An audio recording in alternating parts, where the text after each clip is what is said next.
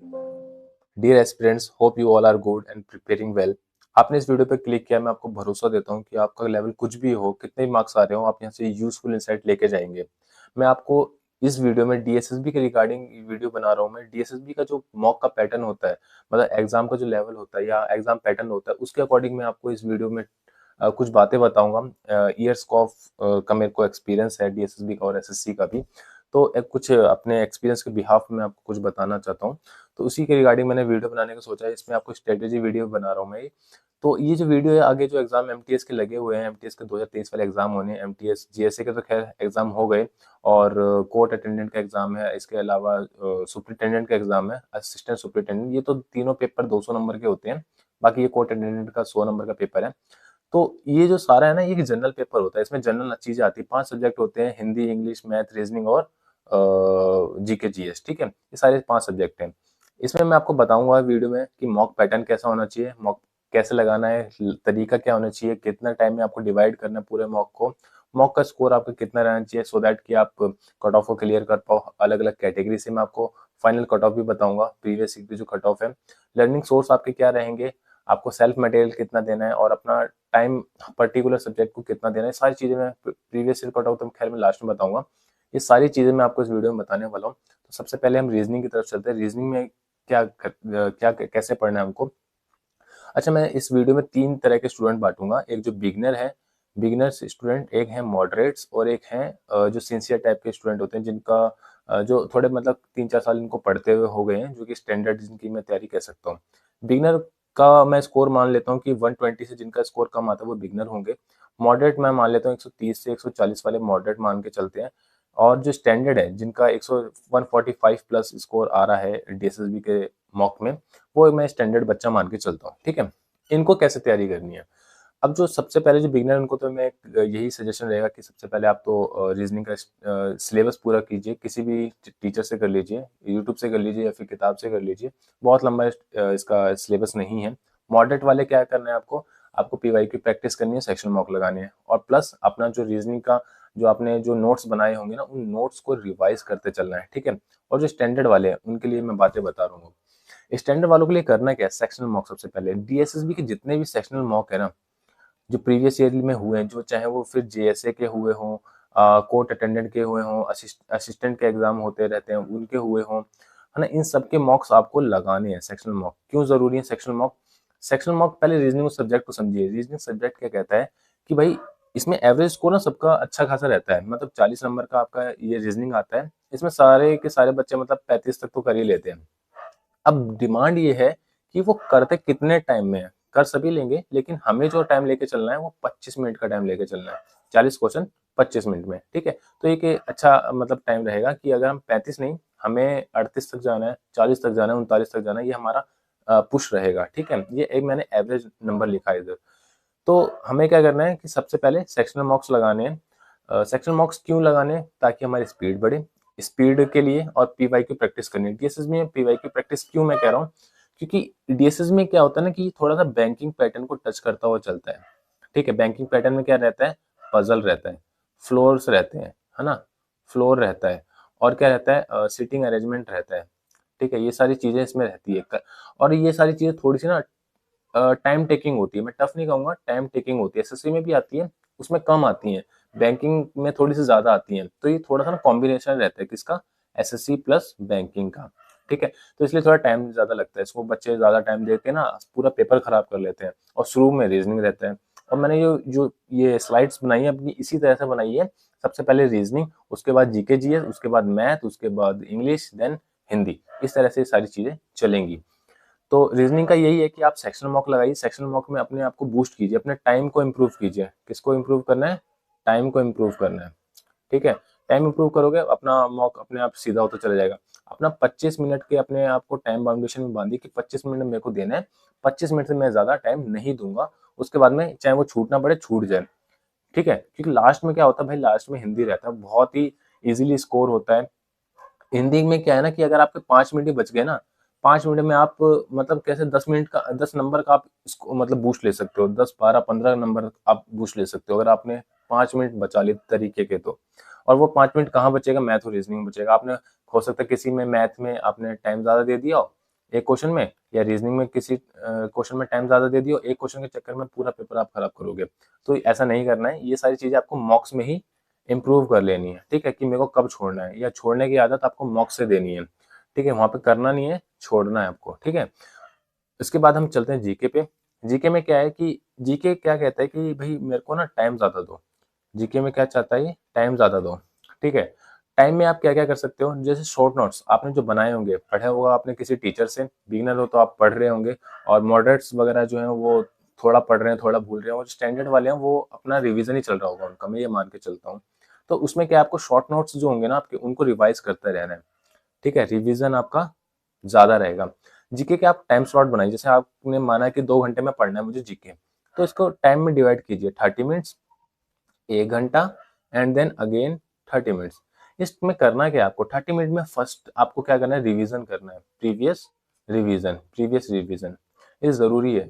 अगले 1 घंटे में क्या करना है आपको, नेक्स्ट जो आप पढ़ोगे, ठीक है, उसको आप पढ़िए, और इसका जो अगला जो 30 मिनट है, इसमें आप क्या कर सकते हो, जैसे नई चीजें आप देख सकते हो, करंट अफेयर पढ़ना चाहो करंट अफेयर पढ़ सकते हो, और या जो फिर अभी आपने नेक्स्ट जो अभी पढ़ा हुआ है, आज ही जो पढ़ा है उसको रिवाइज कर लीजिए, ठीक है, सरसरी नजरों से उसको देख लीजिए, ठीक है।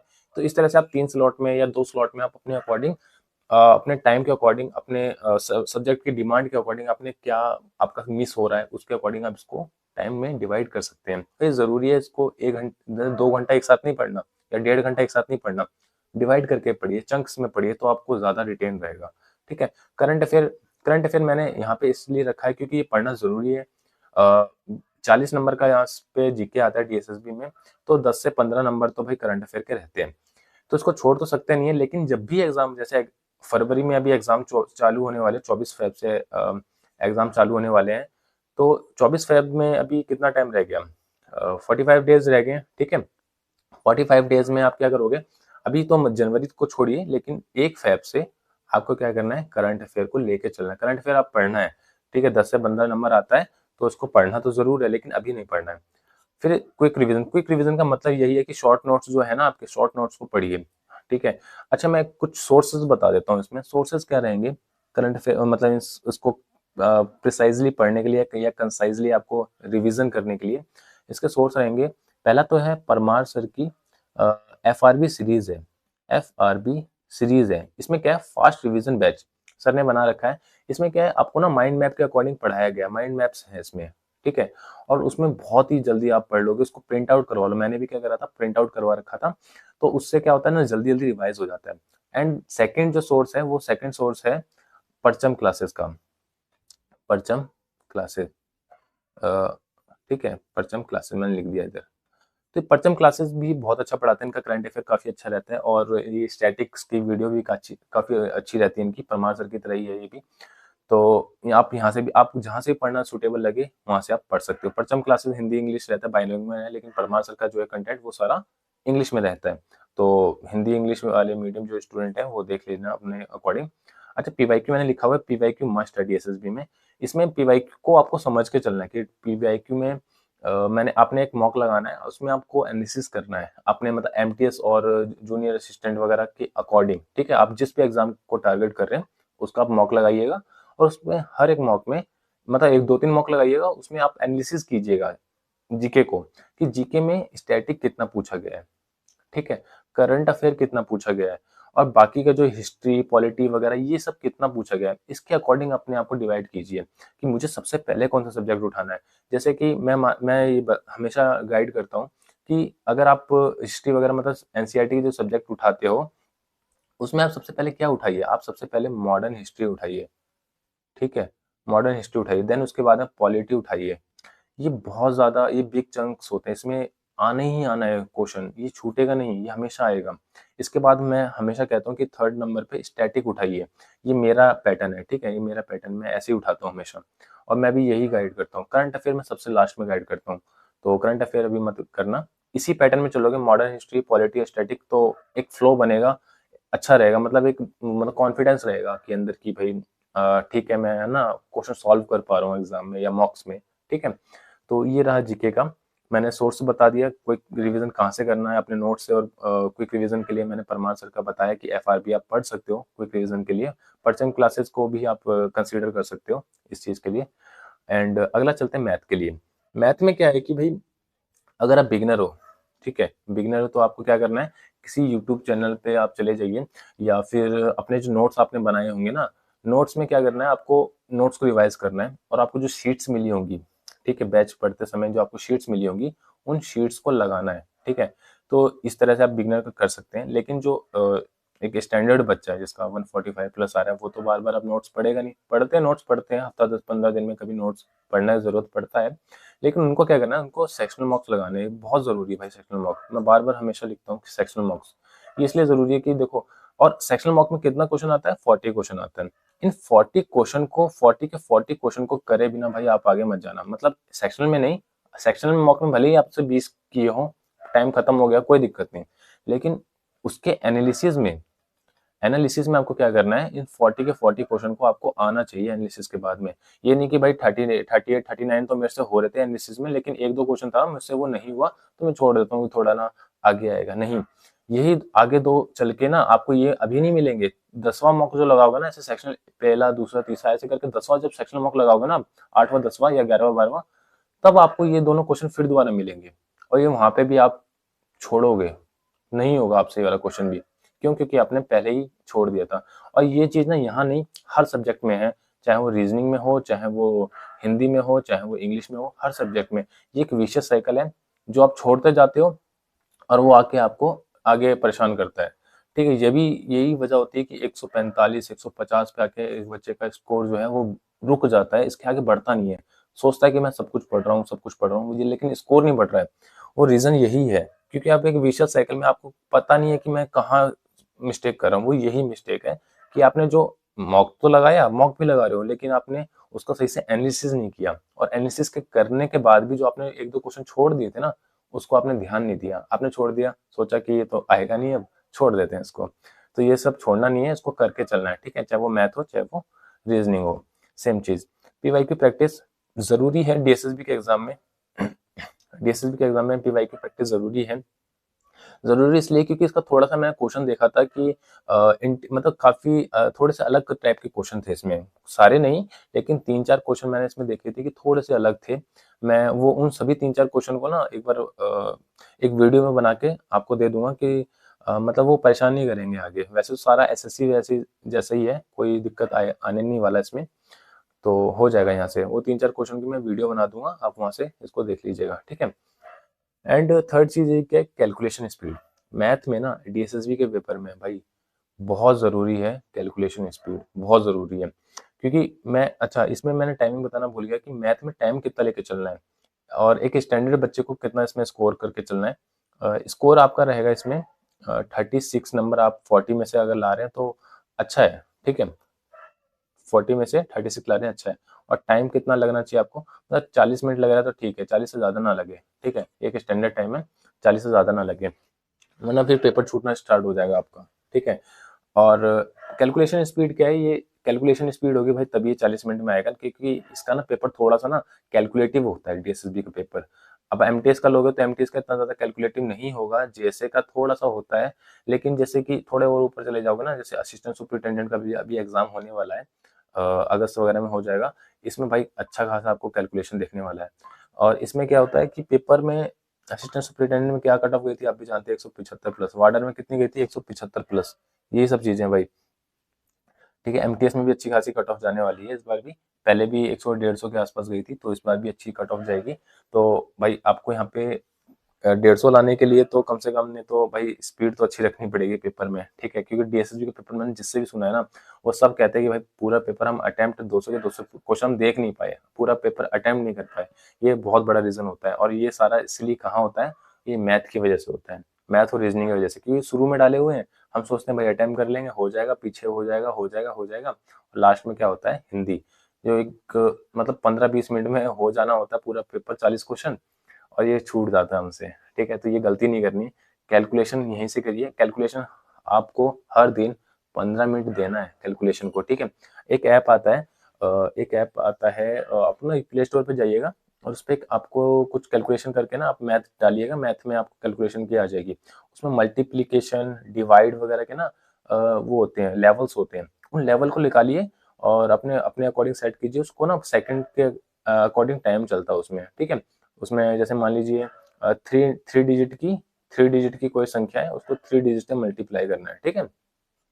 अब आपको कितना टाइम लग रहा है ये उसमें बताएगा कि आपने कितना इसमें टाइम दिया, यही एक्चुअल टाइम होता है, ठीक है। इसको जल्दी जल्दी सॉल्व करने की एक आदत डालिए, क्योंकि एग्जाम में ऐसे ही क्वेश्चन आते हैं, 3 डिजिट को 3 डिजिट से मल्टीप्लाई, 4 को 3 डिजिट से मल्टीप्लाई, ठीक है। तो इसमें टाइम लगता है। तो आपने एक एग्जाम में हेजिटेशन नहीं होगी कि भाई ये ना मेरे को यार ये थोड़ा सा बड़ा क्वेश्चन आ गया और मैं करूं कैसे इसको, ठीक है। तो वो एक हेजिटेशन खुल जाएगी, क्योंकि आपने अपने मॉक्स में या अपने घर पे अपनी प्रिपरेशन में ऐसी हैबिट डाली है जो वहाँ पे आप परेशान नहीं होंगे क्वेश्चन को अटेम्प्ट करने से, ठीक है। ऐसे होता है एग्जाम में कि भाई हमने क्वेश्चन तो उठा लिया और वो हमसे ना बाद में पता चलता है वो कैलकुलेटिव है क्वेश्चन, छोड़े कि आगे निकले, ठीक है। तो ये सिचुएशन से आप तुरंत मूव ऑन कर लोगे कि भाई अब कर लेना है मुझे ये क्वेश्चन, क्योंकि कैलकुलेशन बची है, हो जाएगा मुझसे, ठीक है। ये सारी चीजें, तो मैथ के लिए मैंने बता दिया, मैथ में तो यही करना है सब, ठीक है। कैलकुलेशन स्पीड सबसे पहले मैटर करती है, देन पीवाईक्यू सीरीज, ठीक है। पीवाईक्यू प्रैक्टिस करनी है, जो कि मैं 3-4 क्वेश्चन है वो मैं दे दूंगा, और बाकी सेक्शन मॉक पे भाई अपना बहुत ज्यादा ध्यान रखना है, ठीक है। इसके बाद आता है इंग्लिश। इंग्लिश में क्या है ना कि इंग्लिश 3 चीजों पे डिवाइड है। पहली चीज है भाई grammar, then second vocab, and third is comprehensive. ये डीएसएसबी का एग्जाम हो चाहे किसी का एग्जाम हो, ये सभी में 3 चीज ये मैटर करती है। ग्रामर में क्या कहते हैं कि ग्रामर में आपका जो भी सारा जो क्वेश्चन आता है वो सभी आप जानते हो, बताने की जरूरत नहीं है, लेकिन और वोकेबलरी भी सब चीज आप जानते हो वोकेबलरी क्या है। कॉम्प्रिहेंशन मेन है, कॉम्प्रिहेंशन में क्या आता है, सीटी क्लोज टेस्ट, और आता है इसमें 2 पैसेज, ठीक है। एक सीटी आता है इसमें और 2 आते हैं इसमें पैसेज, बड़ा इंपॉर्टेंट है। 20-20 मार्क्स का मतलब 20-20 के 2 पोर्शन इसमें इंग्लिश के होते हैं ना, 40 मार्क्स की इंग्लिश आती है। तो इंग्लिश मेरा जो स्कोर रहता है, मतलब मैं जो मान के चलता हूँ टारगेट है वो 30 ही मान के चलता हूँ, बहुत ज्यादा नहीं मैं एक्सपेक्ट करता इंग्लिश से, क्योंकि थोड़ा सा लेंथी रहता है ना, मैं छोड़ छोड़ देता हूँ।